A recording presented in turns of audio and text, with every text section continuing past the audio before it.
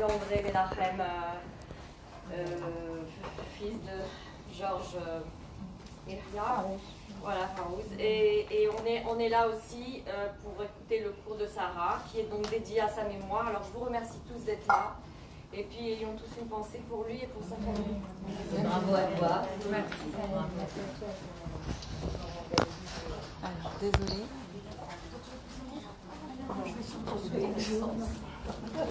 On la tourne alors.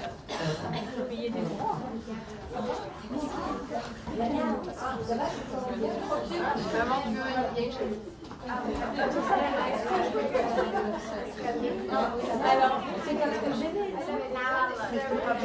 Bonsoir à tous.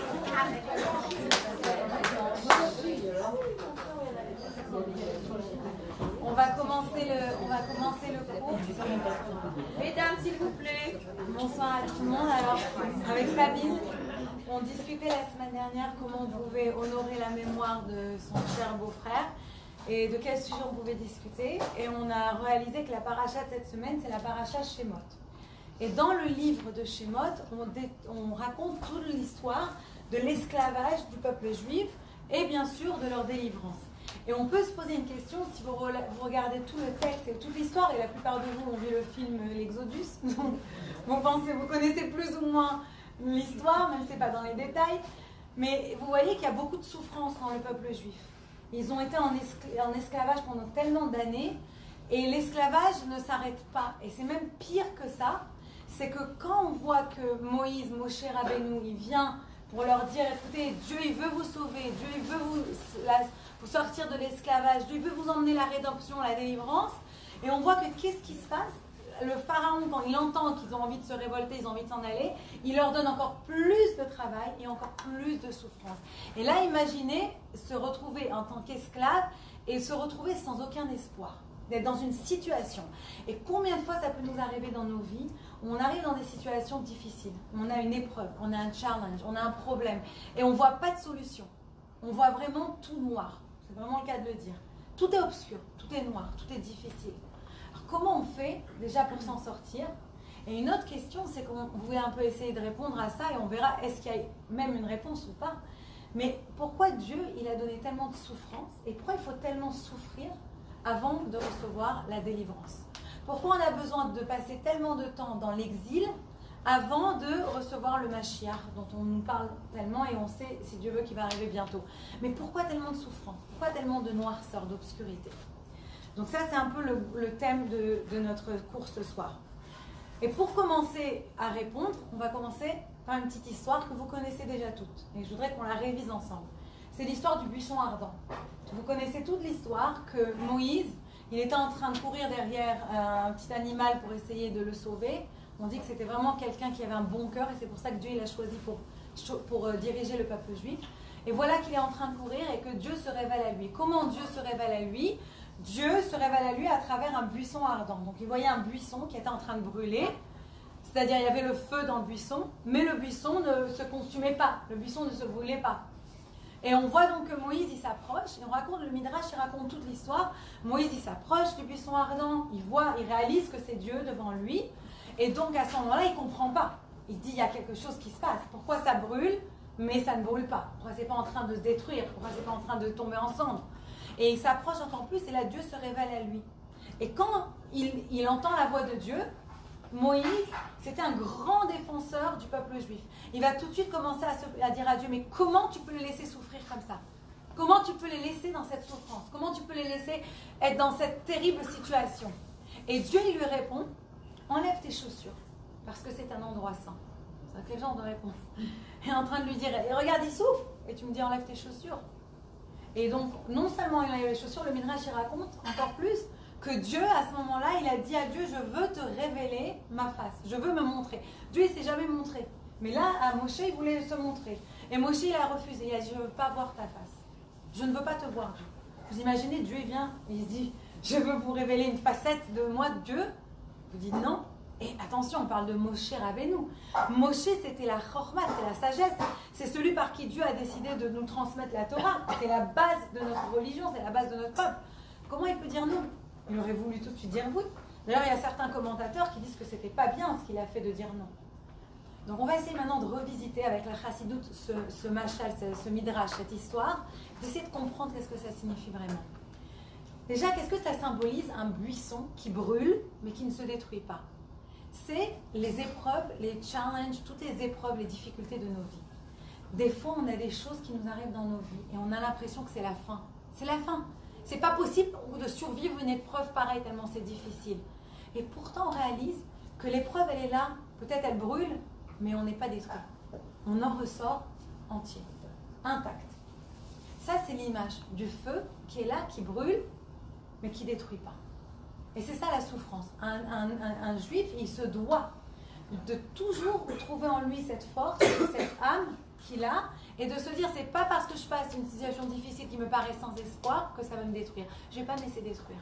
Ça ne va pas me consumer. Arriver à trouver, donc, cette étincelle. Et maintenant, on voit qu'il s'approche, Dieu lui dit, enlève tes chaussures. Quel rapport? Je suis en train de te dire, le peuple juif, il souffre, tu me dis, enlève tes chaussures. Dieu, il a voulu lui apprendre une leçon. Quand tu enlèves tes chaussures, déjà, il y a tout un symbole des chaussures. Mais quand tu enlèves les chaussures, tu vas mettre tes pieds directement sur le même sol que moi. Quand tu vas voir quelqu'un qui souffre, surtout quand la personne elle est en pleine épreuve, ne va pas lui faire des leçons de morale. Ne va pas lui dire, ah, mais t'as pas de émouna, mais que toi, t'as pas confiance en Dieu. Mais qu'est-ce qui t'arrive? La personne, elle est en train de souffrir là maintenant. Tais-toi. Ce qu'il faut que tu fasses, c'est que tu ressentes la même douleur de l'autre. Enlève tes chaussures. Dieu lui a dit, tu veux vraiment prier pour ton peuple? Viens sentir. Viens sur le même sol que moi. Ça, c'est un sol saint, c'est un sol kadosh. Ça veut dire quoi? C'est un sol qui est saint. Ça veut dire que quand une personne, elle souffre, il faut qu'elle sache que Dieu est avec elle dans la souffrance. Et l'endroit où elle est, la personne, c'est un endroit où Dieu se trouve. Donc ça devient un endroit saint. C'est pour ça qu'il lui a dit, enlève tes chaussures. Et une dernière question qu'on avait, c'est pourquoi Dieu lui a dit, il a voulu lui montrer sa face, il n'a pas voulu la voir. En fait, c'est toute une explication très profonde. Et ça répond vraiment, on pourrait même arrêter le cours après ça. C'est une idée très puissante.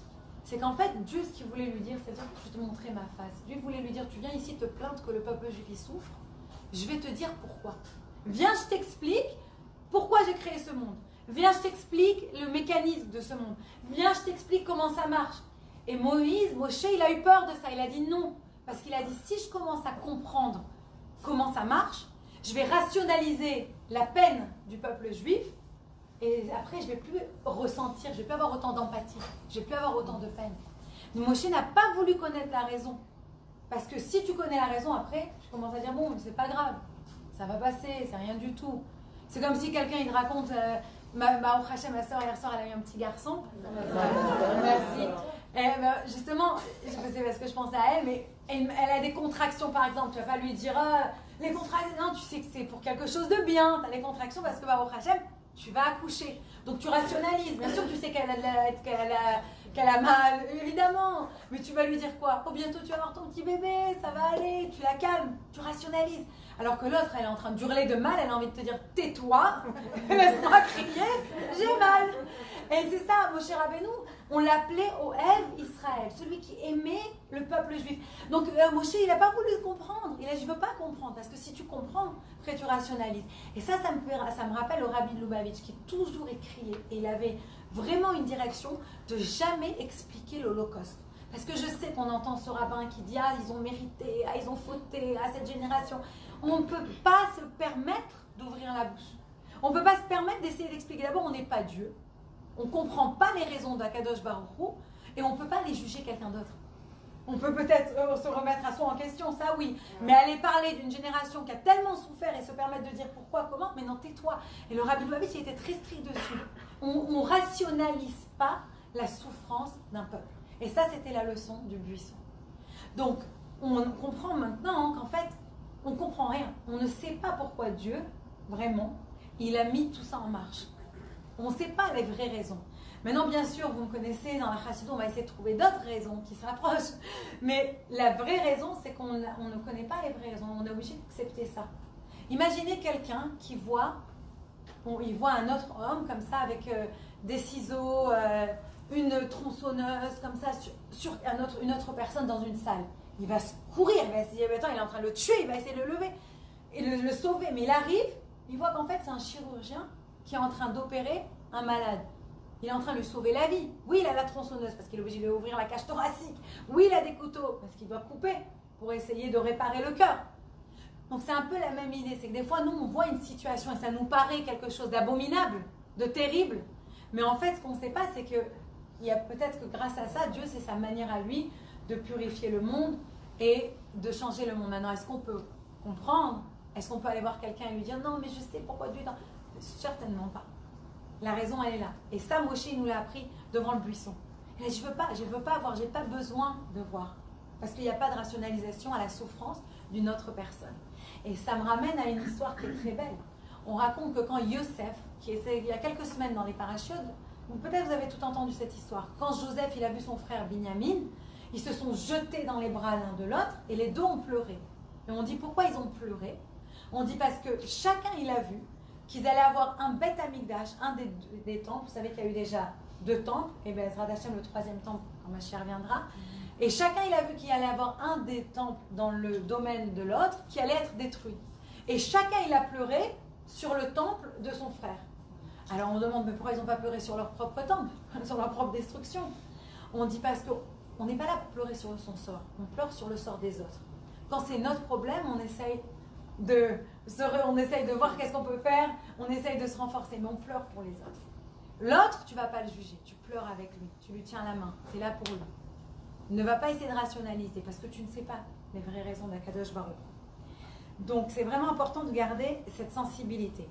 Maintenant, une des raisons qu'on peut essayer d'expliquer, c'est qu'au temps du temple, quand on parle au temps du temple, tout le monde, il était là pour nous influencer à faire des bonnes choses.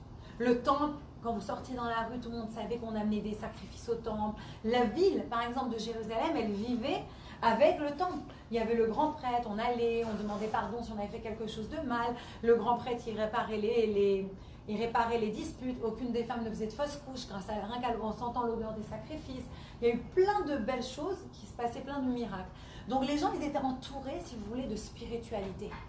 Donc ils ne sentaient pas tellement le besoin d'aller rechercher la spiritualité parce qu'ils la vivaient. Mais aujourd'hui, dans notre époque, on vit dans un monde où on est entouré de l'inverse. On est entouré d'un monde où c'est presque bien d'être athée. On est entouré d'un monde où tout est un peu acceptable. C'est-à-dire qu'on n'a plus autour de nous les mêmes valeurs. On n'a plus autour de nous ces mêmes sensations. Et c'est pour ça qu'aujourd'hui, plus que jamais, on a besoin d'essayer de trouver Dieu dans chaque chose qui nous arrive. Même quand c'est une tragédie, même quand c'est quelque chose de très difficile à avaler. Il faut, pour s'en sortir, il va falloir trouver la main de Dieu. Et on voit ça avec l'histoire des peuples juifs. Il y a 2 versets qui sont très intéressants. On dit que le peuple juif, il pleurait. Pharaon, il est mort, le nouveau Pharaon, il s'est levé, il leur a donné encore plus de travail, Il faut savoir quel travail il leur donnait pas un travail facile, c'est un travail qui rendait fou. On dit, par exemple, il leur faisait construire un mur, et après, il leur faisait détruire le mur.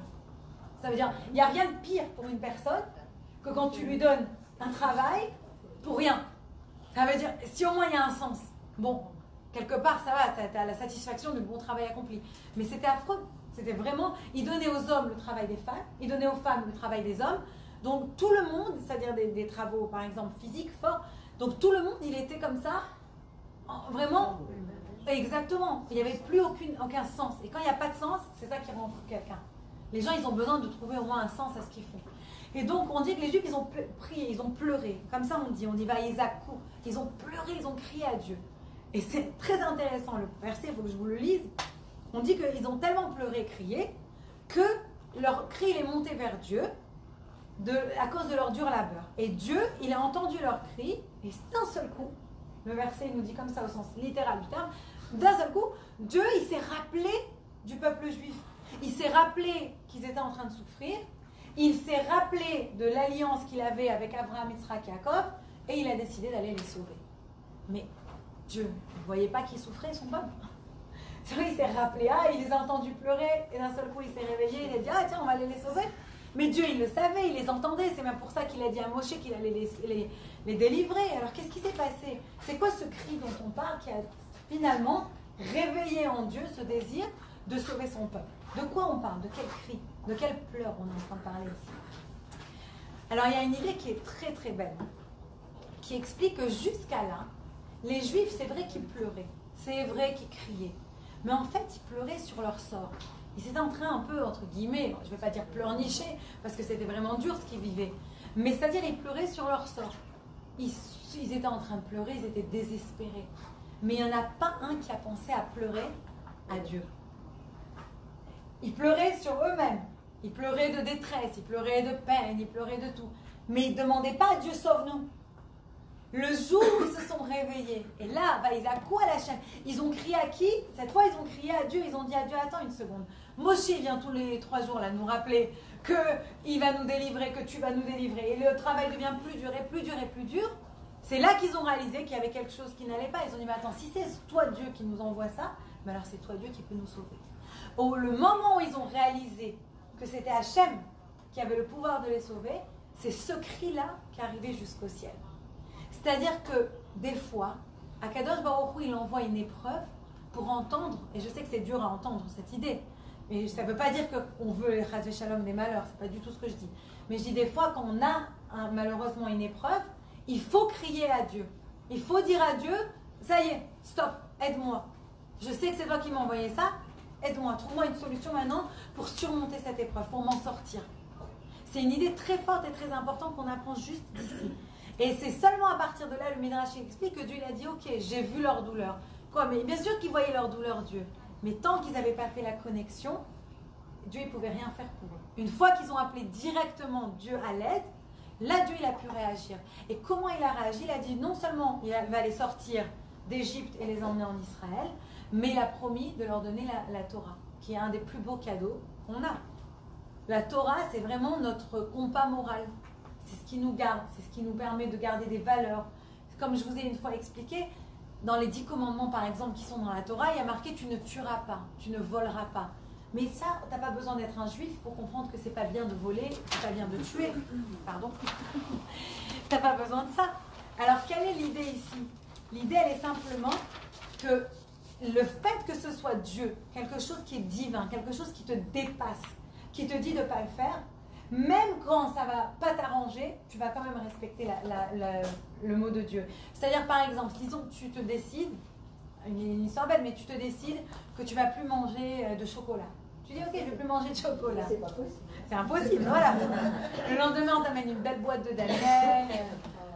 Tu vas manger un chocolat parce que tu t'es décidé toute seule. Maintenant, il y a ton docteur qui vient et te dit, écoute, c'est très dangereux de manger du chocolat pour toi. Tu as un diabète Chas v'Shalom très élevé, c'est très grave. Un morceau de chocolat, ça t'amène direct à l'hôpital. Bon, là, tu as quelque chose qui est autoritaire, quelqu'un à qui tu respectes, tu vas faire attention 3 fois avant de toucher le chocolat. C'est la même idée. C'est pas que Dieu nous a donné la Torah pour nous dire ne vole pas, ne tue pas. Évidemment, tout le monde savait que c'était pas bien de voler, c'est pas bien de tuer. Tu n'as pas besoin d'être juif pour ça. Mais pour quand tu as la crise de nerfs qui te monte et tu as un couteau dans la main et tu as la personne à côté, là, c'est pour que ça t'arrête. Pour te dire c'est pas grave. Même si moi, j'ai envie de changer l'histoire comme j'ai envie, Dieu m'a dit non, alors je m'arrête que pour ça. Et ça, c'est une discussion qu'on peut avoir même avec ses enfants. Je sais que récemment, j'ai eu cette discussion avec les enfants. Je leur disais, regarde, si moi tu me donnes l'occasion de voler et personne ne me regarde, est-ce que tu penses que je vais voler? Ils m'ont dit non. J'ai dit pourquoi? Ils m'ont dit parce que je sais pas, tu sais que c'est pas bien. J'ai dit exactement. Des fois dans la vie, tu fais pas les choses parce que tu as peur qu'on te regarde. Tu fais pas les choses parce que c'est pas bien de les faire et tu as un compas moral. Et c'est très important d'avoir vraiment cette conscience, ouais, tout à fait. Bravo, cette conscience et de respecter ça. Et ça, je pense que c'est une leçon même qu'on peut montrer à nos enfants. Par exemple, de ne pas mentir.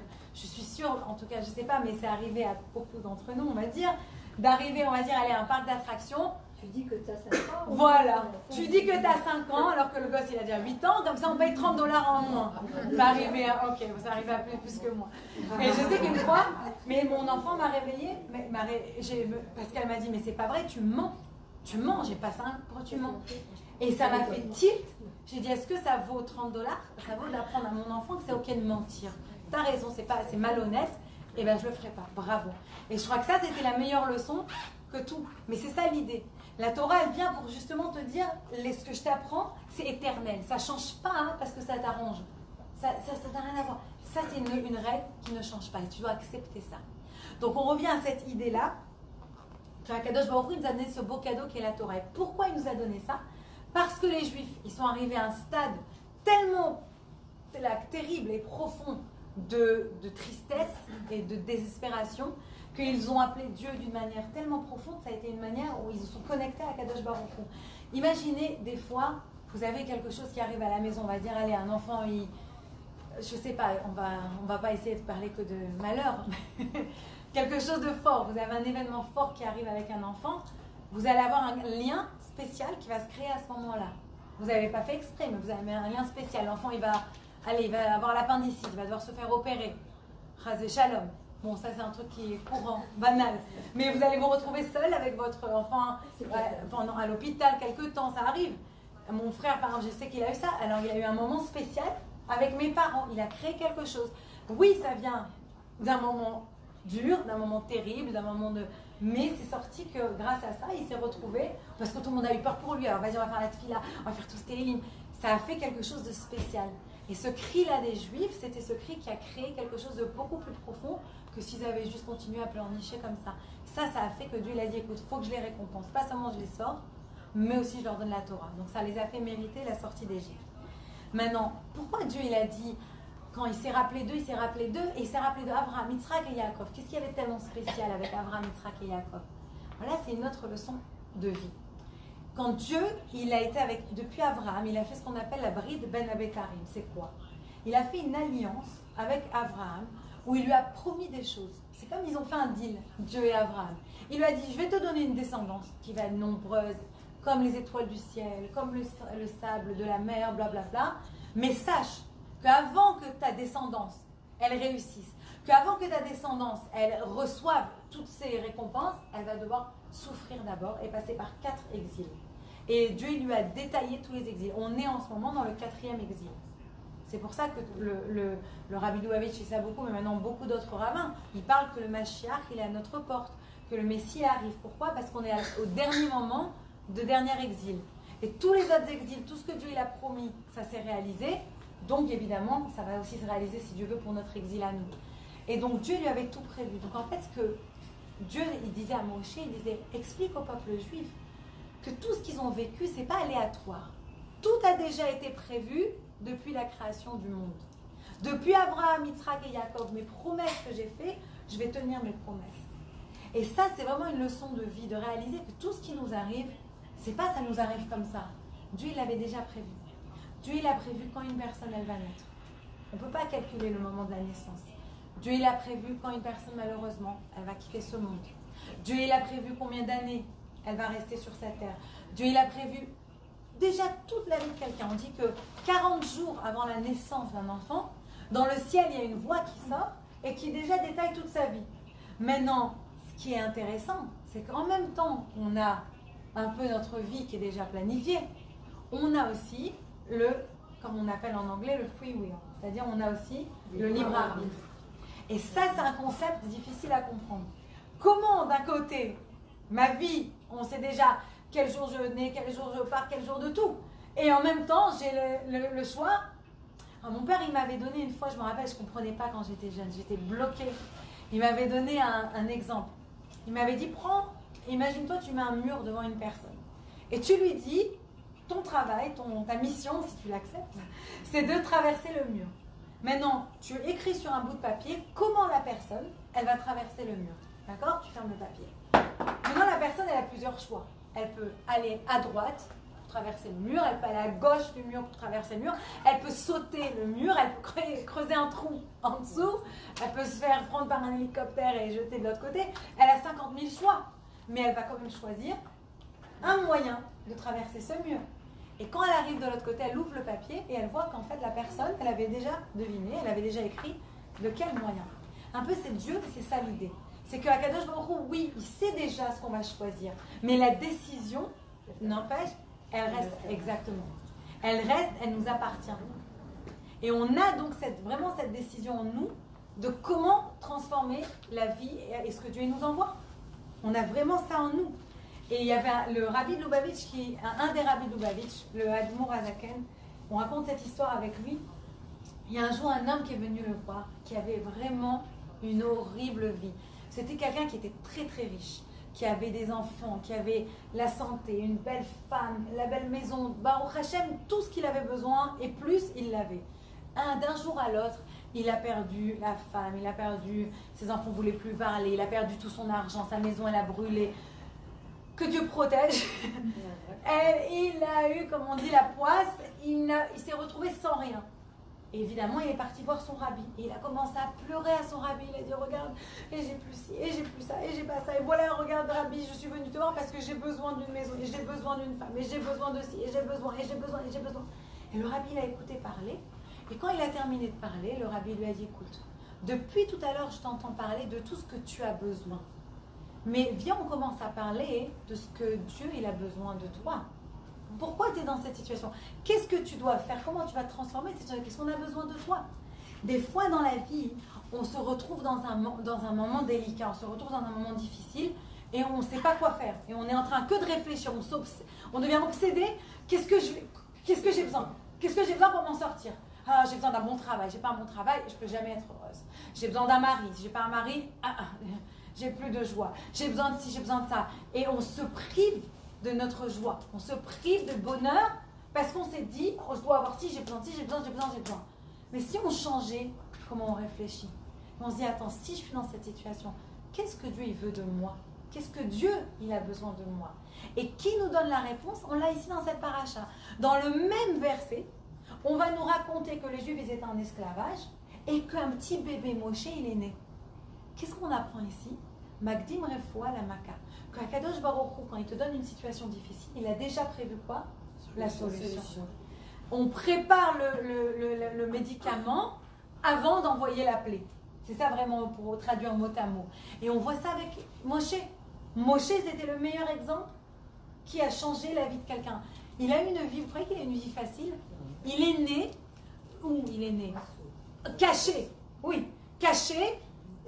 Pendant 6 mois, on ne pouvait pas le montrer, jeté dans un berceau sur un Nil. Vous avez vu la taille du Nil? Jeté.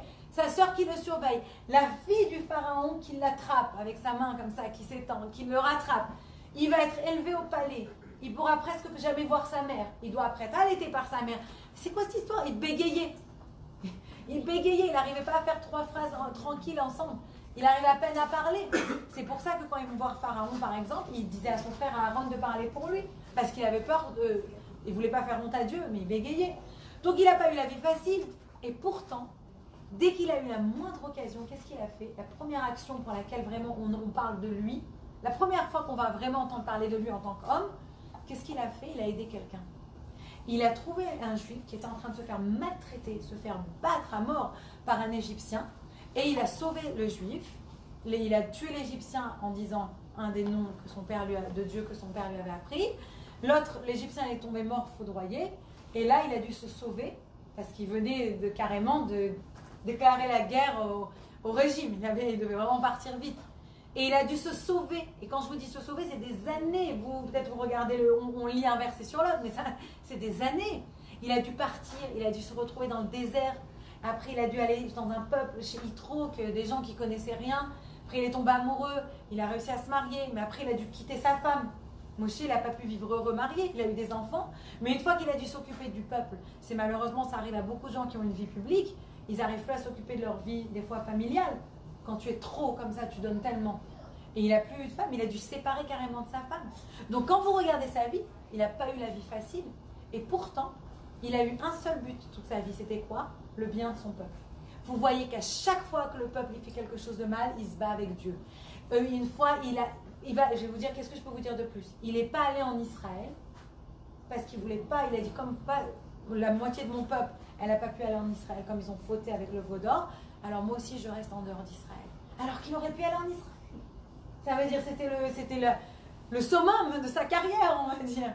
Il a refusé, parce qu'il aimait son peuple. C'était quelqu'un qui pensait toujours aux autres. Et ça, c'est la leçon que le rabbi disait à l'autre personne. Il disait, tu veux sortir de ta situation? Arrête de penser que à toi. Pense à ce que toi, tu peux donner aux autres. Et c'est ça qui va faire que toi aussi, tu vas sortir de ta situation. Comment Moshe, il a réagi par rapport à tous ses problèmes, par rapport à tous les challenges, les épreuves qu'il a eues, en aidant. Non-stop. Il avait de la peine, il avait de l'empathie, et il faisait que d'aider, que de prier pour son peuple. Et donc là, on revient à la fin, et c'est la dernière partie de ce cours, c'est qu'est-ce que la Kabbalah, qu'est-ce que la Chassidoute, vraiment profonde, elle explique, pour nous expliquer cet exil et cette délivrance. pourquoi tellement de souffrance? Pourquoi on doit passer par là? Et il explique quelque chose de très beau, que Dieu, quand il a décidé de créer le monde, donc on repart maintenant à l'origine du monde, quand Dieu il a décidé de créer le monde, il a décidé de créer un monde autonome. Il n'a pas voulu créer un monde où il a mis des gens qui font tout ce que lui il veut. Il a voulu créer un monde avec des gens qui vont travailler pour révéler la lumière. Et c'est pour ça que quand vous regardez Bereshit, comment on dit? On dit Dieu il a créé d'abord quoi? L'obscurité. Après la lumière, Yom Echad, c'était un jour. Pour avoir un jour complet, il faut d'abord l'obscurité et après la lumière. Pourquoi? Parce que pour vraiment apprécier l'obscurité, la lumière, il faut d'abord l'obscurité. Imagine-toi, tu es tout le temps avec la lumière. Bon, tu n'apprécies pas. Le jour où tu as le power qui saute, tu te retrouves dans le noir. Nous, ça nous est arrivé il y a quelques Shabbats, on a eu un problème électrique. Heureusement qu'il y avait les bougies. On s'est retrouvés à 7h du soir dans le noir, complet. Là, on a apprécié les bougies, on a apprécié l'électricité. Parce que tu es dans le noir. Mais tant que tu as la lumière, tu t'en rends même pas compte. Tout le monde, j'entends tellement de fois des gens qui me disent oh là là, les enfants aujourd'hui, ils apprécient rien, les enfants aujourd'hui. Ouais, Hachem, tu sais pourquoi? Parce que merci Dieu, les enfants aujourd'hui, ils ont une meilleure qualité de vie. Donc, meilleure qualité de vie matérielle. Je dis pas, on parle pas des écrans et tout, si c'est bien ou pas. Mais je dis au niveau matériel, ils crèvent pas de faim, ils n'ont pas de problème en général, ils trouvent des habits. C'est facile d'habiller les enfants. C'est pas comme à l'époque, il y avait des gens, je me rappelle, ils n'avaient vraiment pas de quoi mettre. Ils s'achetaient un habit, mais c'était... Moi, je me rappelle quand on avait des baskets à l'époque, la première fois que j'ai eu des baskets, c'était genre wow! C'était Madame Partout. C'était genre le grand truc, j'avais les baskets, c'était la fête. Aujourd'hui, c'est facile, tout le monde qui n'a pas de basket? C'est facile. Je me rappelle quand on achetait les avocats, c'était que Shabbat. L'avocat, c'était le kiwi. C'était waouh, on va acheter 3 kiwis pour Shabbat. C'était, ben oui, mais c'était l'époque. Aujourd'hui, merci Hachem, on peut goûter de tout. On a accès à beaucoup plus de choses.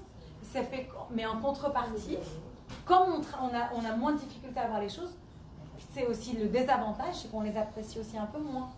Donc tu veux que ton enfant, tu veux l'éduquer, tu veux lui apprendre à ton enfant à apprécier tout.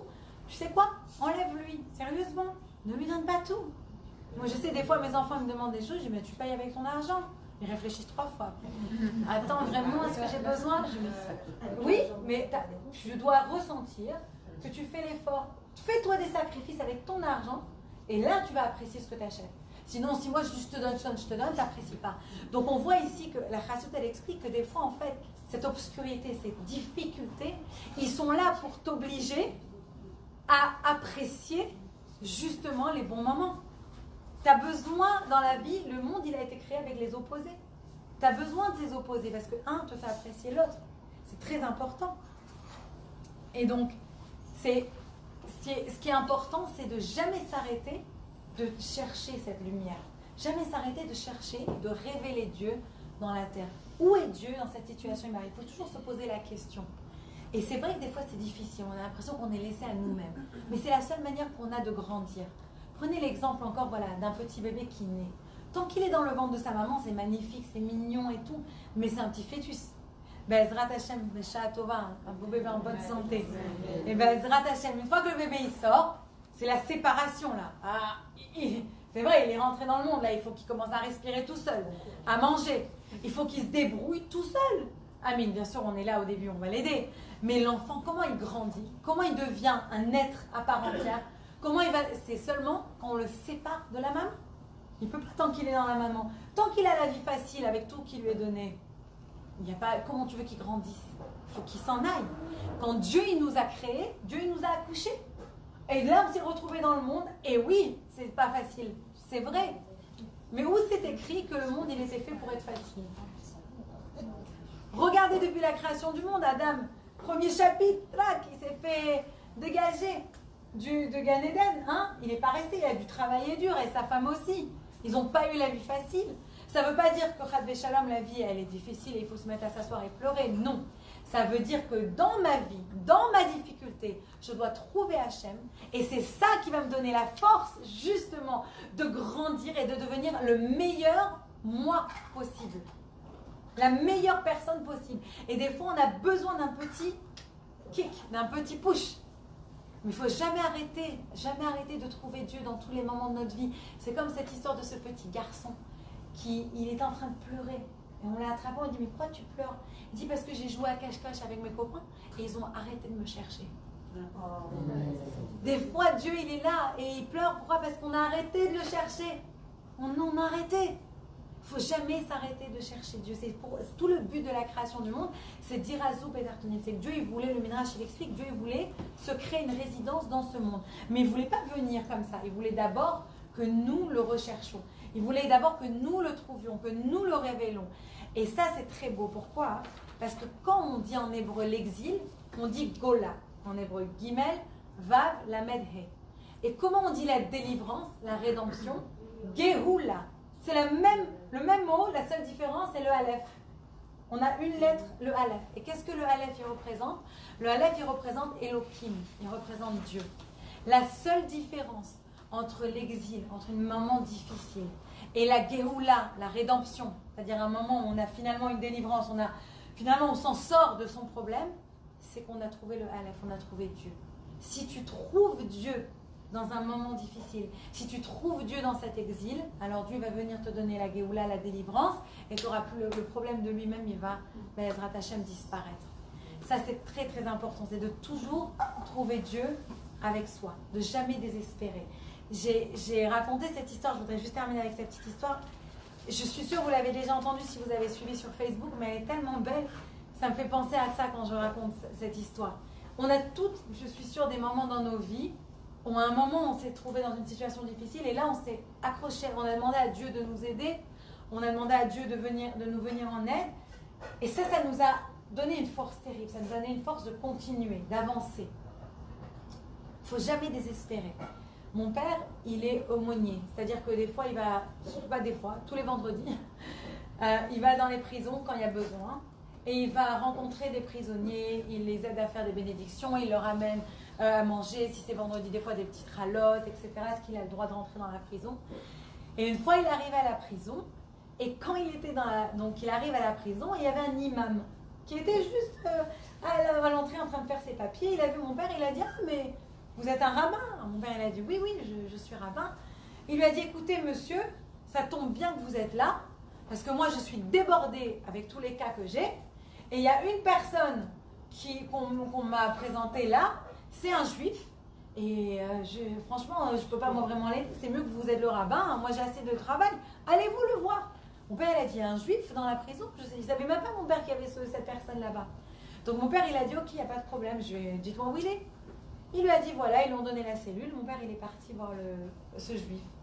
Et mon père, il arrive donc devant la cellule, le juif, il voit mon père, et il devient fou, il commence à pleurer, à pleurer. Mon père, il dit, mais qu'est-ce qui se passe? Il a dit, merci, je sais que je t'ai fait cet effet, qu'est-ce qu'il y a? Qu'est-ce qui se passe? Parle-moi.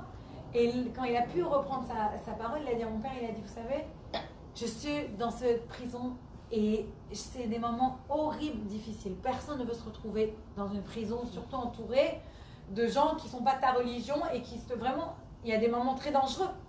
Et il a dit vraiment, j'étais arrivée à un moment tellement bas que j'avais décidé ou me suicider. Mais ce qui était sûr, c'est que j'ai parlé avec Dieu.